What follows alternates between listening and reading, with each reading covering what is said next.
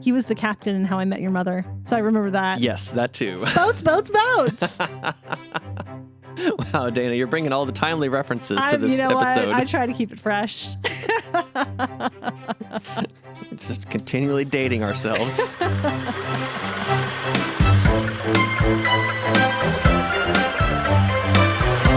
Hello and welcome to Steam Powered Movies. My name is Mike, one of your hosts, and I'm here with my co-host. I am the other host. My name is Dana Fraedrich. I am a steampunk fantasy author.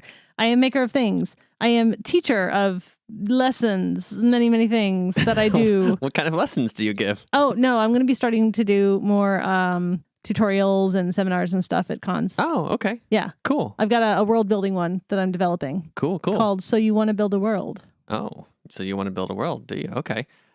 Even I am learning things right now as we start this episode of a podcast that's called Steam Powered Movies, where we watch a steampunk film and then we talk about it. Mm-hmm.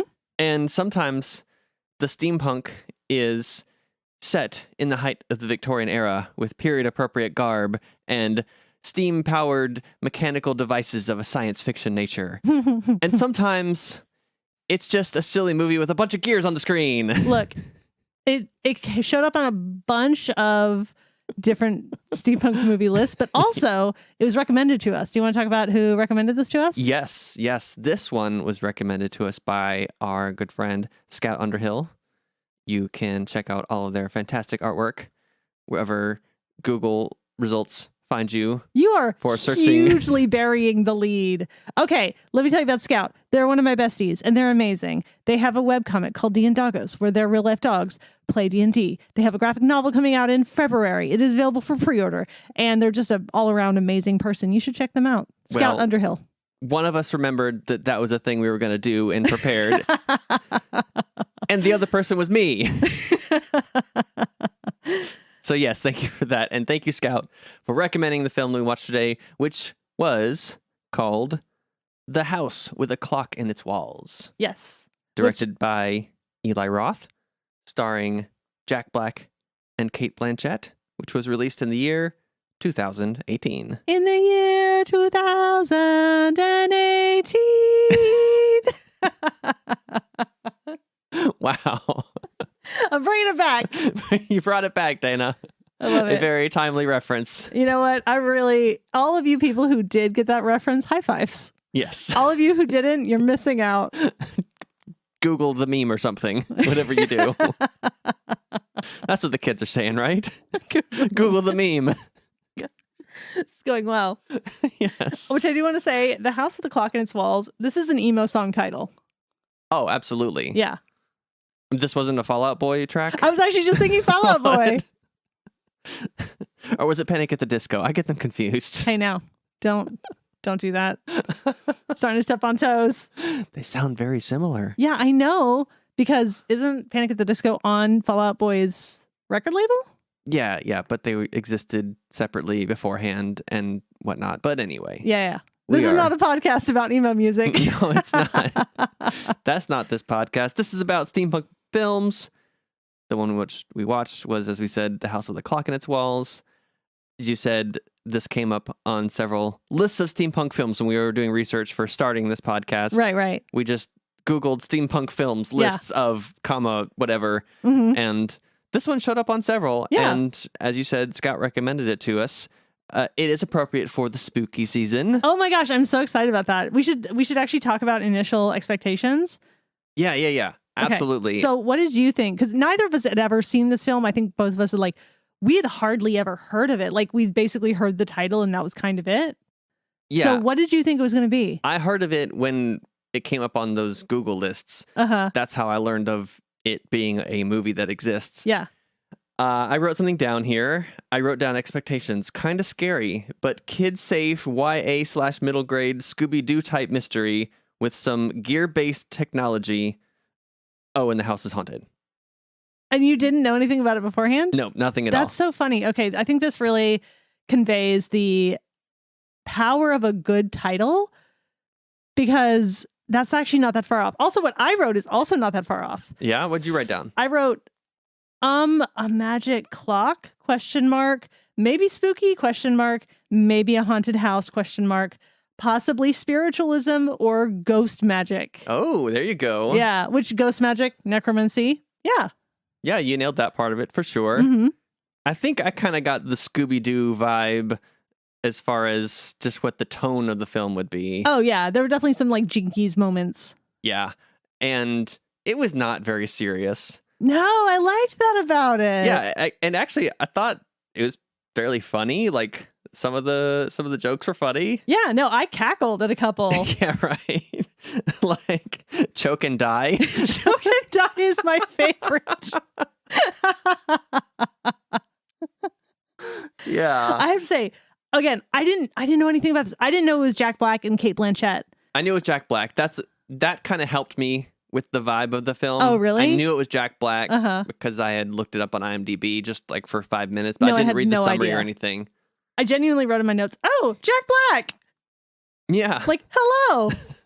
So yeah, and his and Cate Blanchett's chemistry is amazing. Yeah. I loved it. I like their banter. Their banter was good. Yeah, they're real snappy.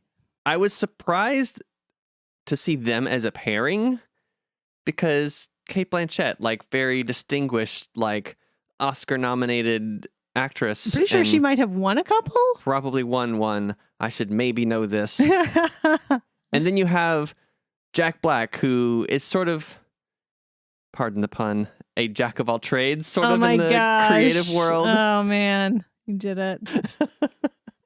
He's a musician. He plays guitar. He sings. He acts.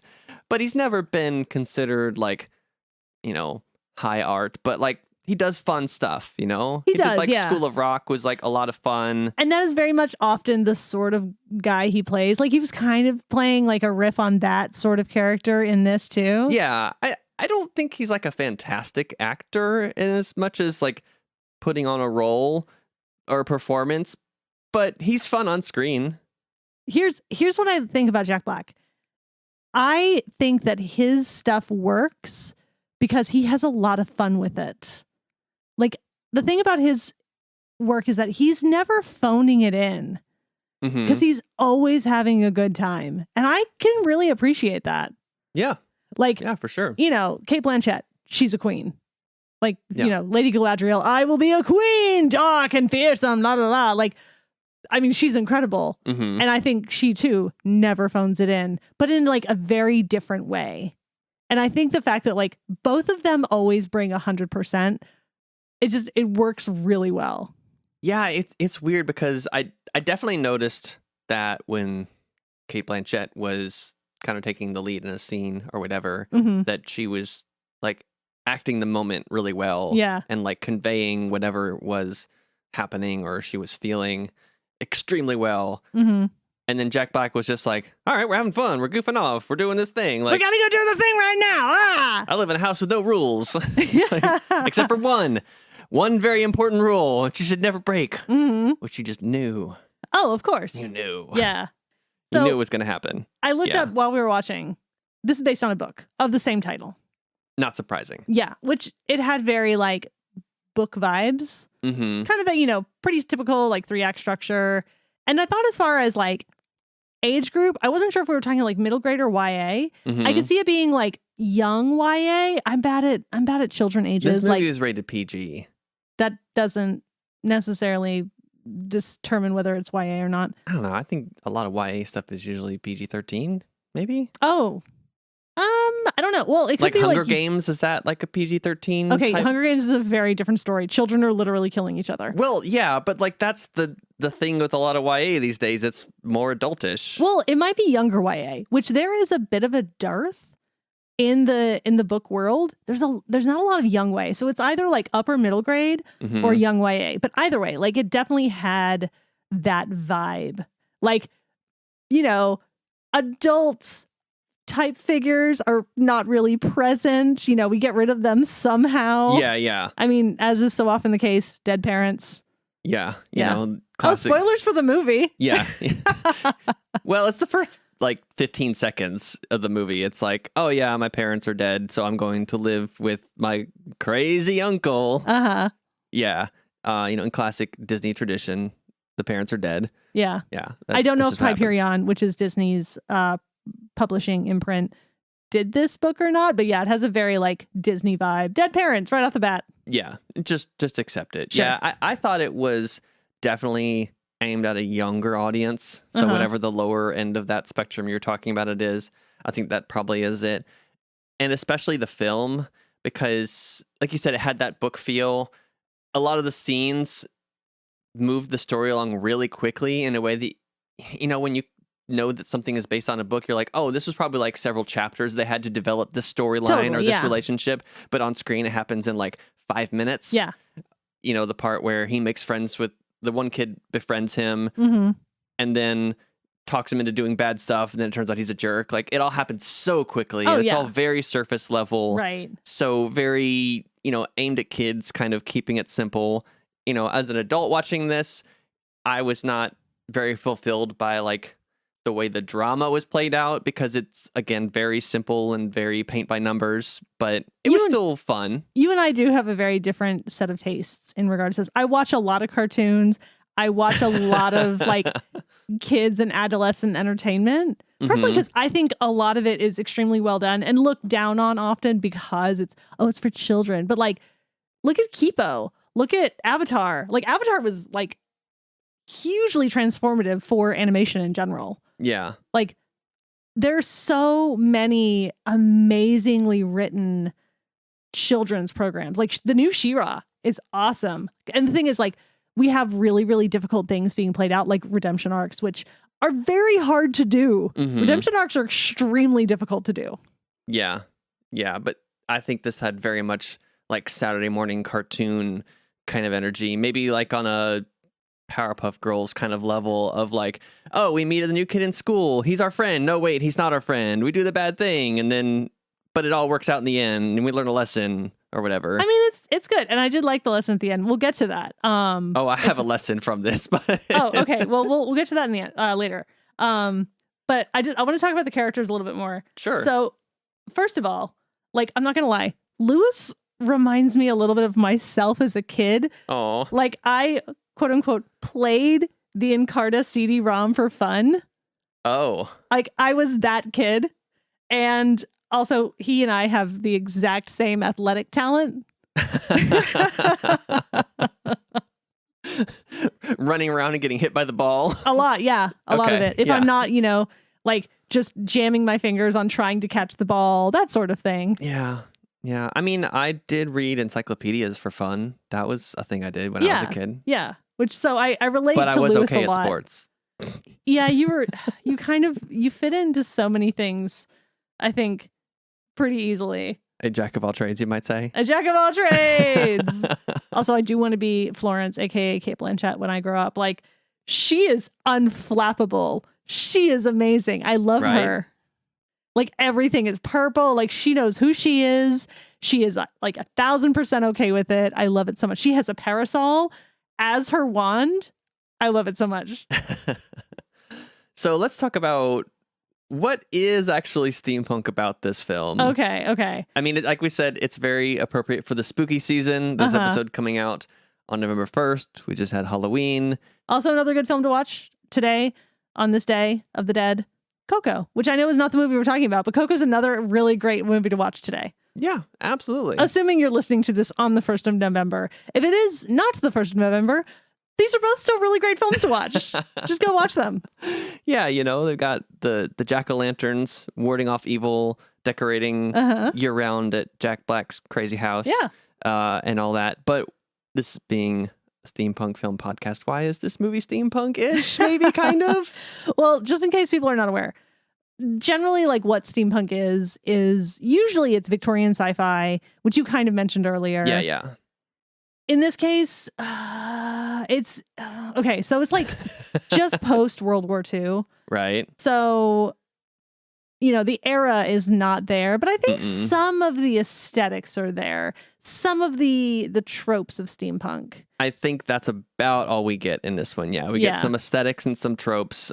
He wears goggles. Yeah, which is the cool. The kid wears goggles. I dig it. Like airship captain steampunk goggles. Yeah. There's a boiler in the basement. That's a big stove that that's a thing of the era. So like this is an older house. The house is maybe from Victorian era. Totally. And the only other thing I wrote down is giant gears at the end. Well, a bunch of giant gears. Okay, yes, there definitely was a ton of giant gears and at the end. clockworks, like in general, playing a big part. Yeah. But also there was an astrolabe. Oh, the thing with the solar system? Yeah, the planets. The thing that spins and like all the planets move with it and stuff, which I do love a good astrolabe. It's very cool. Yeah. Yeah.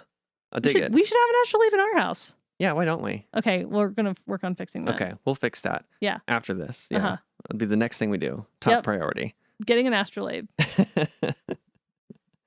Yeah. So not much else besides those kind of surface level aesthetics. I think most of the film really centered around magic.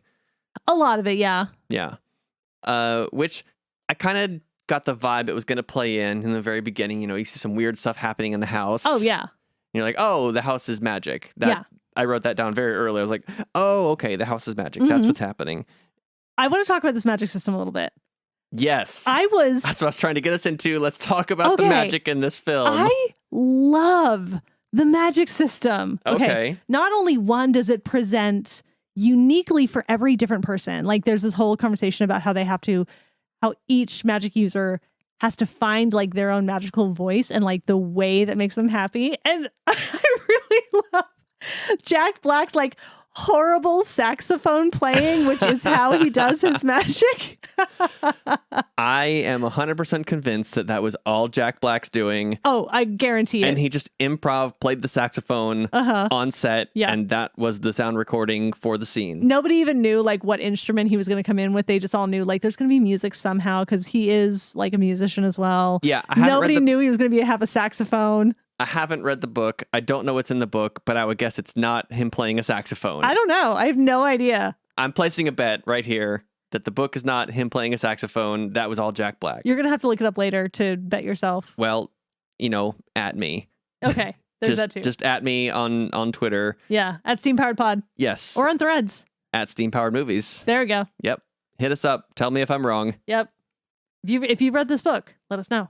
But yeah, no, I really love that everyone has to find it and everyone presents it differently, which is a fun kind of rule all by itself for the magic to work. Like if you're not doing it in your specific way that speaks to you, the magic doesn't work. And I kind of love that. But also like, I love that the wording of things is so pivotal. So like the wording of this like witch hex is that like no witch or warlock can find like the doomsday device. Right. But what if a non-witch or warlock tries to look for it? Because he's not like, a fully fledged warlock yet. Right. And I really love that. I love like the clever loopholes. Well, it's the classic villain underestimates a novice kind of thing where they develop some sort of crazy high-powered defenses against the masters of magic or war or whatever that are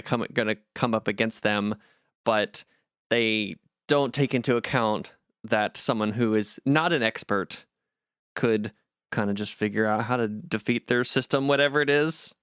Yeah. It's kind of like, dealing classic with villain hubris. Yeah. Well, it's kind of like classic dealing with the genie.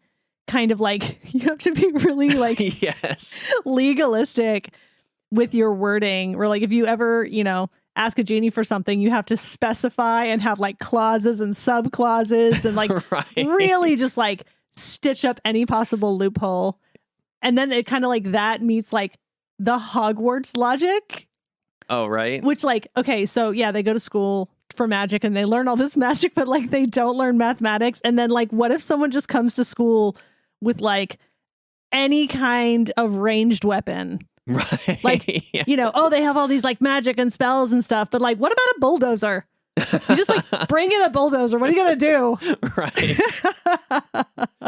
Yeah. The Kyle MacLachlan, Isaac character really monkey's pawed himself with that particular specific hex. Oh, is that the guy? The guy who played the baddie? Yeah. Oh, I didn't know his name. Yeah. Kyle MacLachlan. He's been famous from Twin Peaks and also the original film version of Dune with the horrible, terrible visual effects. Oh, fun fact. Yeah. I remember him. I did look up his filmography. He was the captain in How I Met Your Mother. So I remember that. Yes, that too. Boats, boats, boats. Wow, Dana, you're bringing all the timely references to this episode. I try to keep it fresh. Just continually dating ourselves. Look, we're a steampunk podcast. I am also liable to make references about Poe and Queen Victoria, so date me. Okay. Well, I don't think you're 127, but, it could be possible. Maybe you're a witch or a warlock or whatever. Or a vampire. It's very possible. Yeah, you don't know. I want to talk about, as far as the magic system, how it is just existing in this random Michigan town, in this one house, and people are like, oh, it's the slaughterhouse. The kids at school think that's what it is because somebody died there. But there's just Jack Black and his friend just doing magic every day. And then this kid comes and joins them and just learns spells and starts doing them at school randomly. How has this not got out? How has this been kept so secret and well, even when they're not really trying to keep secrets? Like, there's nothing where they're talking about like, oh, like, don't show anybody else what's going on, or we have to hide what we're doing. They kind of just are like, yeah, whatever, no rules. I mean, I don't think Jack Black is doing the magic outside of the home. He just is like that weirdo with Halloween decorations up all year. And a lot of horseshoes. Right. And like I wrote in my notes, though, the kid comes in and he's like, oh, yeah, I'm a warlock and anybody can do magic, and just hands him a stack of magic books. He's like, go crazy. Well, I think he was like, oh, ha, ha, ha. Like, this is kind of your test. If you like do the grunt work first, where you have to like read through all of these incredibly dense tomes, then you're up to the task. And if you don't, then you're not. Okay, so did the Jack Black character just have such little common sense that he couldn't clock this kid as an uber nerd, and that he was gonna just fly through those magic books immediately and become an expert in like 5 days before he knew it? Come on. Okay, I fully agree with you, because I also had that thought when I was watching. It's like, you do know this kid reads dictionaries for fun, right? He did know that. I know. He learned that when he first met the kid. But also, like, Jack Black's character is clearly not qualified to be in charge of a child. Like, no, not at all. So, like, not the right person for this. He's not cut out for it. Like, he absolutely does not have the traits required. He's very much a cool uncle. I mean, he is very much like the epitome of cool uncle in that, like, he's so far on that scale. Because there's like cool uncle where, like, okay, things are getting serious. I'm going to like be responsible now. Where like instead, when things get serious, he's like, maybe I'll kick you out of the house. I don't know. Right. So he's just so far not qualified, which I mean works because, again, absentee adult figures works very well for these sort of stories. And later on, Cate Blanchett teaches him, that being a parent is a big responsibility. And, children make mistakes. Like accidentally raising the evil guy from the dead. They make mistakes. Mm-hmm. Small little errors in judgment. Look, man, I almost burned down my house multiple times when I was a kid.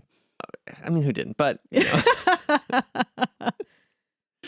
my mom only knows like about like maybe one of those. No, actually, no. She was present for one of them because she had to fix the carpet. Of course. I mean, she had to know that was only the tip of the iceberg, right? I like to think so. Yeah, she's smarter than that. Yeah. That brings me to the moral of the story that I learned. Is that hot cocoa fixes everything. Because they enjoyed hot cocoa. We enjoyed hot cocoa. Besides that, okay. My moral of the story is never store the key next to the lock. Oh my goodness. That was very dumb. I will grant you. Extremely dumb. He's like, we have one rule. Do not open this cabinet right here where the lock is locked, but there's a key sitting right in this drawer. Right. That the kid who doesn't even live here can find within 15 seconds. Yeah. I mean, because that's what you immediately do. Is like, maybe the key is stored nearby. Right. Oh, look, it's in this drawer right here. Yeah. Maybe keep the key in a different cabinet, in a different room. Don't even lock it up. Just put it more than 5 feet away from the thing that it locks that could I don't know, destroy the world? That does seem like a huge oversight. Quite. I'm not gonna disagree with you there. Biggest hole in the film to me. I mean, real disappointment. Yeah, I mean, you very clearly don't want anyone to ever open it ever, ever, ever. Mm-hmm. So yeah, no, agree. Maybe try a little harder to keep it closed. I'll grant you that. That's fair. Yeah, and maybe once the kid has some really strong magic powers and can do things, maybe tell him the whole story of what's going on with the house and why we keep these things locked up. I don't agree with that because I do. No.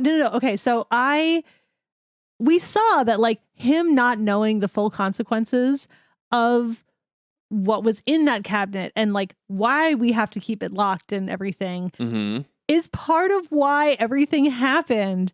Because he didn't know how very bad it was. Like he knew it was bad and he like, made his friend put it away and stuff. But then like, when basically, he's dealing with normal kid/teenage feelings of like, nobody likes me. My one and only friend is like deserted me because he's actually a big old jerk.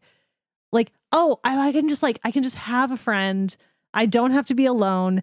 And I'll just raise somebody from the dead. How dangerous can that be? Just do a little blood magic. That's a kid. All. He doesn't know. Oh, come on. This nerd hasn't read like any stories of blood magic being bad. Okay, I want to stand up for Lewis here and say Lewis reads dictionaries for fun. We don't know if he's read fantasy stories. We know he knows a lot of words. He does know a lot of words, and he shows it off the entire movie. I know, it's so cute. Yeah, that's like his thing. Yeah. No, I don't hate it. It's part of like his magic voice, and it was so cute when he found it. I was so proud of him. But it was a bit of a jump from like, I can do these cool little magic tricks to, I want this kid to be my friend. I will raise the dead with my blood. He was desperate. And like the ghost of his mom was coming to see him. It's a powerful thing. Which immediately, of course, we all knew we knew it was bad. The bad guy disguising themselves somehow or talking in his sleep to him. This kid does not have the experience of us, though. No. Yeah. But seriously. And also it's like 48 or something. So the fantasy genre then was not what it is now. Like there were books, like we had a lot of kind of classical literature that sort of fell into fantasy, but like, I mean, now there's a glut of it. Mm-hmm. Not the same though back then. The one thing that I did like about his defense was Cate Blanchett was like, you did blood magic? And Jack Black was like, how could you do such a complicated spell? He was like, I just follow the directions. Right, yeah, I just read it and followed them. It's like, just like baking a cake. Just a blood cake. Right. I just followed the directions, which involved making a magic pentagram and, bleeding on the book and saying the magic words. Yeah. And Easy. The basics. Sure. Just to make a friend. And then the kid runs away and is still a jerk.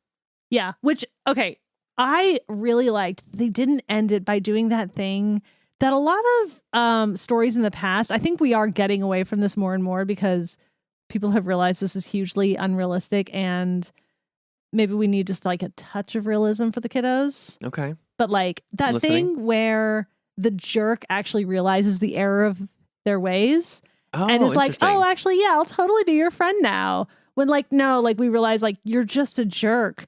We're going to go find like our own people. And he finds like this sweet insect girl and like weirdos find one another. That just made me really happy. I actually wrote down weirdos find one another is the moral of my story or the moral of the story in my mind. Yeah, that's good. Yeah. I wrote down at the point, I think right before he went and grabbed the book and did the blood magic. Should have hung out with Spider Girl instead of Book of the Dead. Yeah, Spider Girl is definitely a much better person to be hanging with. Yeah, and way more his speed. Like, they have more in common. Yeah, they're both, like I said, they're both weirdos together. They can like share their very specific passions. Yeah, and be awkward together, and it's cool. Although I do want to pick you up on something. What's that? You called her Spider Girl, Mike. She's into insects. Okay, well, in that scene in the movie, she said, hey, do you want to go look for spiders with me? Okay, that is fair. All right, fine. At that point. Okay, all right. I take it back. I take back what I said. And also, spiders are not insects, so she has interests that are not just insect related, also arachnids. So just arthropods, I think, is what we're talking. Yeah. To be technically correct. Of course. So yeah. Oh, automatons. Sorry. Going back to what makes this steampunk. There were automatons in this, like the really you're right. creepy doll things. I don't even think they were dolls. They were kind of just like cobbled together mannequin automaton things. They were very creepy. Yeah, some of them were like porcelain dolls. There was a skeleton. There was some other sort of mechanical things. Yeah. Like I said, a lot of them looked very like cobbled together. You remember Sid in Toy Story? Yeah. Had that vibe about them. Oh, 100%. Yeah. So, yeah, and just don't like that. They were creepy, and then like the baby Jack Black was creepy. Oh my goodness. I hated the weird. baby Jack Black. The baby Jack Black, like I wish I hadn't seen any of that. I want to erase that from my brain. That should not have been in the movie. It was so weird. And it looked weird. Yeah. The film, the rest of it looked pretty good. Even like the special effects and the CGI or animated stuff that was thrown in. Yeah. It didn't stand out too much. Like the chair that like runs around like a dog. Yeah, or the pumpkins attacking and stuff. Sure. None of that stuff looked too weird and hokey. Uh-huh. The baby Jack Black looked really It weird. was very uncanny. Extremely. Yeah, it was like weird Benjamin Button-ish kind of creepy crossover thing. Yeah, could have done without that. On the automatons, I wrote down, how do you gas magic dolls? You know what? They don't They have an breathe explanation. There was some kind of magic.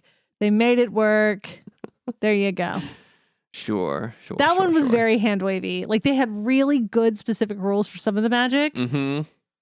That one, they're like, look, we've done a lot of work on some of these rules. This is just very hand wavy. Like clearly Florence, she can do a whole bunch of stuff. She is like an incredibly powerful witch. I'm just going to say she did the thing. Yeah. So I'm going to throw in just a few little things that I wrote down, maybe like Easter egg corner or whatever. Mm-hmm. The very beginning, it opens with some quote. And I was like, did Einstein really say that thing about the bicycle? Same thing. I was like, did Einstein really say that? Or are they just poking fun at the like attribute every quote to Einstein thing for fun? Yeah, because that is a thing that happens ridiculously often. It's like, no, he never said that. Yeah. A cool little thing. There was a scene where they showed his favorite TV film about Captain Midnight, the indomitable Captain Midnight. Oh, yeah. And the person playing Captain Midnight was the director, Eli Roth. I thought he was the baddie. No. I thought Eli Roth was playing the baddie in that. No. Or was that the baddie in the scene? I mean, thought it was showing Captain Midnight like diffusing a thing or opening a thing. Captain Midnight wears the goggles. They very specifically said that. No, I think because I was looking at the IMDb page as well, and I think he was the baddie. Oh, okay. Well, he appeared in that scene. Yeah, he did. Yeah. It was fun. I realized that after the fact. Yeah, and I recognized his face too because I've seen him in a couple things. He was in Inglourious Bastards. He was Donnie, one of the soldiers in that movie. I vaguely remember that because didn't he die early? I don't remember. It's been a while since I've seen that film. I remember watching that film, not loving it. Yeah. Be like, all right, I watched that. Cool. I liked it. But anyway. I know you did. But also kind of funny that Eli Roth directed this movie because he does a lot of horror films. Oh, does he? Yeah. Oh, I didn't know that. I can't remember the names of them. Like Hostel maybe was his film. Oh, no. That's like one of those like torture type yeah, he does ones. some like creepy kind of horror film stuff is what he mostly directs. So the fact that he did this like kids movie that's sort of creepy-ish is kind of funny. I mean, he did a good job. I really liked it. I really liked the beats. I really liked the comedy, and it was actually really good. Like just the speed of the gags was really on point. I got a poker game tonight. Do you play? No, I'm 10. Yeah, it was like really snappy. And like when the kid is just, Lewis is just finding out about all the magic and stuff. And like the chair like zooms in like, whoa, and then like gets back out. Whoa, like just the timing on that is very, very good. They don't labor it. They're just like in, out, funny. Let's move on. Yeah, no, I think it was well directed in that, he hit the funny beats. He hit the suspenseful beats in a good way, but it wasn't too scary for kids. Right, it was definitely done age appropriate. So yeah, I mean, I think that's a sign of someone who's actually good at the craft. They don't just have their one style that they do 100%. I totally agree. Yeah. No, I'm honestly kind of impressed Because like I said, like Hostel is like, to me personally, the far end of the horror genre that like I am definitely not willing to watch. Like that's way too same, far. yeah. No, thank you. I don't want to see any of that. Thanks. Yeah, yeah. one last thing I want to talk about is the villain of the film, Kyle MacLachlan. Sure. It was sort of a detour that they did this whole like, oh, he saw some horrible things in the war. Again, seemed like a very based on a book type thing where there's probably more time to flesh that out. Totally. But here we just get like a flashback. And I thought he had a real like Thanos style approach to fixing things, whereas Thanos is like, the world's too crowded. Let's kill half the people. And he's like, blow it up. War is bad. Let's make humans never have existed in the first place. Right. Like real over the top kind of solution. He was, I don't, not 100% clear if he like sold his soul to the demon or was just like his mind was poisoned by, I'm not really sure. But like there was a demon involved. So like not hugely like surprising or whatever. Yeah, I guess the demon wanted humans to never have existed, which I don't know what the demon gets out of that. It kind of falls into that general, like, demons just want to cause evil in whatever way possible. Yeah, but don't they want to, like, corrupt souls? So if they have people never have existed, there's no more souls to corrupt. I don't know. I really often dislike demons in fiction because I feel like it's honestly like I feel like the way that demons are often written is so lazy. It's just like, we're evil, right? Be evil. What's a super evil thing? Let's do that. I mean, that's basically what it boils down to a lot. Yeah, and even for like the Isaac, was that his name? I think. Yeah, Isaac. Yeah. For his character, I get the, he went to war, he saw horrible things, he was traumatized.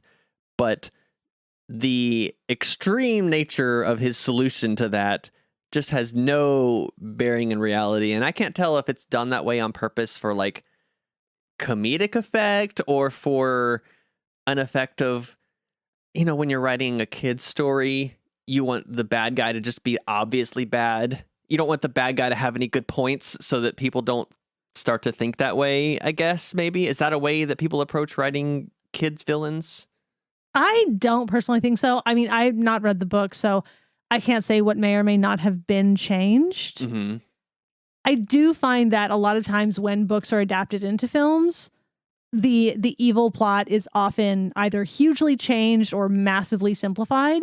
So I don't know what the original thing was. Yeah. I mean, this very much falls into a lot of the do the bad thing kind of movie writing. The anti-Spike Lee. What's the bad? What's the worst bad we can do? Right. Yeah, I wonder if that's just a trend in writing or making things for kids where it's like, let's make it obviously bad so that you don't sympathize with the bad character. You just make the bad thing really, really bad. Whereas like writing for adults, we kind of like things that are a little more complicated where it's like, I can see where the bad guy's coming from. He took it too far, but he was coming from like a human sort of perspective. Again, this was not that. Again, like the fact that I watch a lot of like children's animation and children's programming and stuff, a lot of times it's a lot more complicated in children's programming. Like the motives are often like kind of sympathetic. Like someone is trying to get home and doesn't care about like all of the people on this planet and destroying them in order to get to their own home and prove something to some overlord or whatever. Like usually the motives are really relatable. So I think if I had to make a guess, I'm going to say it was probably simplified for the film. Yeah. Yeah. This one was not at all relatable. Very, heavy-handed with the solution, quote unquote, to the problem. Just blow up the world. make it never have existed. So it's just me and my witchy bride inhabiting an empty world where he's still half dead. I don't. Whatever. There were a lot of gears. Look at all the gears. Look at all the gears everywhere. It's cool. Yeah. Although I will say, I had trouble not hearing the voice of Water Baby when his wife was talking, because she was the voice actress for Water Baby in Centaur World, and she even had one of the same Centaur World lines reference, of course, where she was like, "Water Baby in the flesh," and she says "in the flesh" in the film, and I was just like, I can only see that grand entrance. I love it. Wow, what a random reference. I got more. No, we don't need to get into it. One more thing I did really like, though. Sure. So I am always interested in how really difficult topics are broached in children's entertainment, because some of these are very big concepts. Like trauma's such a hard thing to explain on a simpler level for kids, and especially because I feel like this film being PG, like we're hopefully, also explaining this to like young ones, right, who really are not going to understand. And I really love the explanation that Cate Blanchett had for trauma, which is, the outside of her body healed, but the inside did not. And it was really beautiful. And I don't think that scene works if it's not someone of Cate Blanchett's level carrying that scene. I think that took a very subtle but specific care to deliver, and I think she nailed it. Yeah, I would love to hear the story of how this movie came together and how in the world they got Cate Blanchett to be in this movie that's starring Jack Black, which is usually like, the goofy, not serious kind of stuff, but they got her to play this, pretty pivotal character in this story, I think, to make it have some gravitas and some seriousness to it. I don't know. I don't know how she chooses her scripts. Yeah, no idea. I mean, she played Hela in the, Ragnarok film.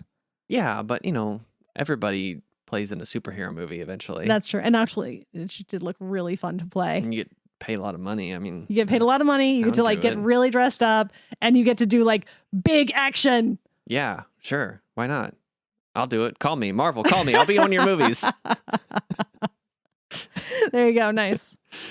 So, on this podcast, indeed, as we wrap this up, we give our own ratings for films, not based on how Oscar-worthy or technically put together or well-written they are, just kind of how much we enjoyed it. Sure. But also on how steampunk is this film. So we're going to rate this on a scale of 1 to 5 steam engines. How steampunk is this movie really, Dana? It's probably only like a 1, if I'm honest. Yeah. I think it's like a 1. It's got some gears. It's got some automatons. And automatons. Yeah. And then astrolabe. Yeah. So there you go. Yeah, you got a couple things in there. But I think 1's fair. We agree. 1 steam engine for this film. But how much did you enjoy it? For you, this is going to be on a scale of 1 to 5 gears. Dana, what's your gear rating for The House with a Clock in Its Walls? I'm going to give it a solid, I'm going to give it a solid 4. I don't know that I'm going to seek it out to watch it again, but that is because people need to understand I rewatch films very rarely.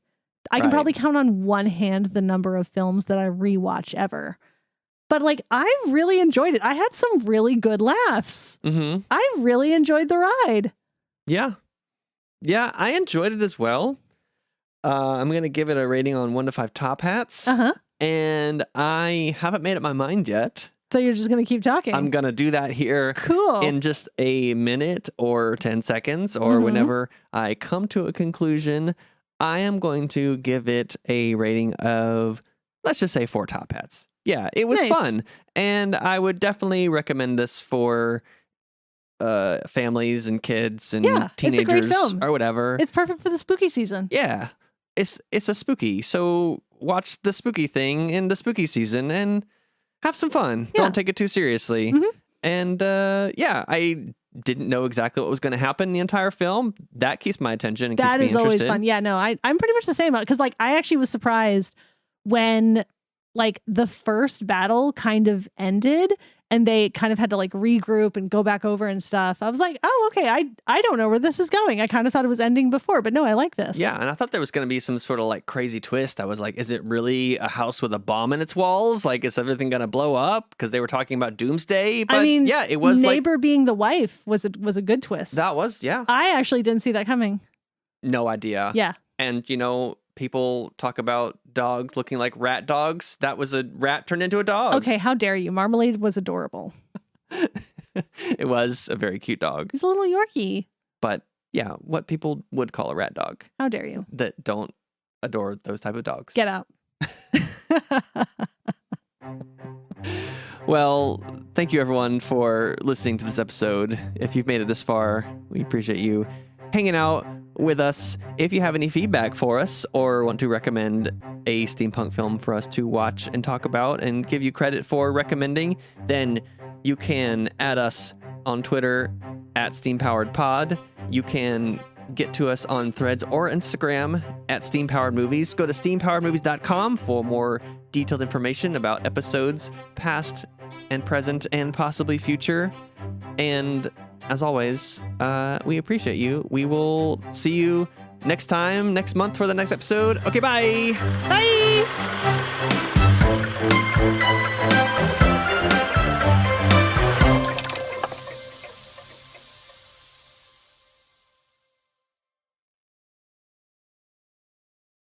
Weirdos, find your fellow weirdos.